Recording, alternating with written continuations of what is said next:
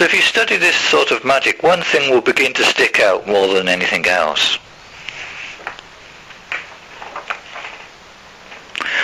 And that thing is food.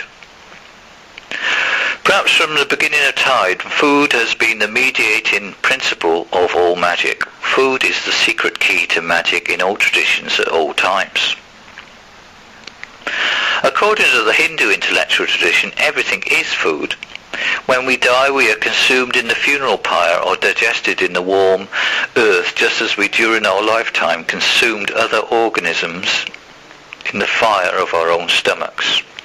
Think of rituals of commensality, or put simply, if you want to seduce someone, you bake them a cake, you make them a meal. It's a process as old as life itself. It's also the way we control the animal kingdom. Think of working elephants, living avatars of the god Ganesha. Their trainers prepare embryo-shaped bowls of food for them every day, which they then put directly into the elephant's mouth by hand. Only then can they release the colossal power of the elephant. It's no coincidence that Ganesha is an important tantric deity.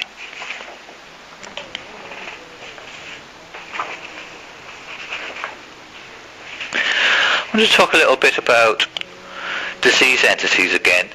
We humans have a very special relationship with the animal kingdom, and especially the bird kingdom. We have long seen them as agents of disease. The current fear of avian flu is just the latest of a long line of examples. We also associate them with various aspects of our soul. In folklore, it is the stork that delivers the newborn baby.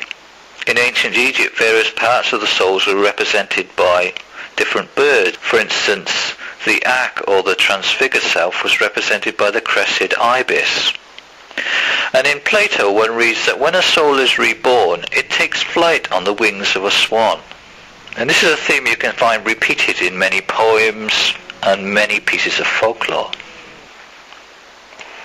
So it's no surprise then that in Tantra, one of the most powerful of all mantras is the mantra Hamsa, which is really nothing more than the in-breath and the out-breath, which we do instinctively, normally, thousands and thousands of times every day.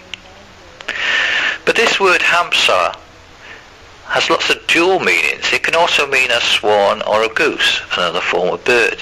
So like many cultures, the Hindus envisage the lungs as the wings of a bird. And if you think about that, this sort of mystery of the bird, the mantras, all the different themes, the number of times we've connected the secret or the underlying deities of magic, and especially of the tantric variety of magic, with the bird.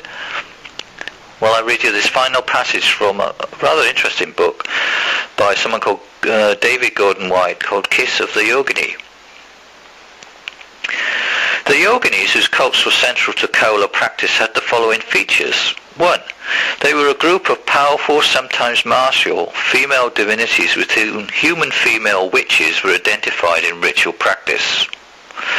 Their power was intimately connected to the flow of blood, both their own menstrual and sexual emissions, and to the blood of their animal and human victims. They were essential to tantric initiation, which they initiated male practitioners through the fluid transactions via their mouths, inverted commas. They were possessed of the power of flight. They took the form of humans, animals, or birds. Their temples were generally located in isolated areas, on hilltops or prominences, and were usually round and open to the sky. And finally, they were never portrayed as practicing yoga, for the simple reason that they are so old that yoga as we know it had not yet been invented.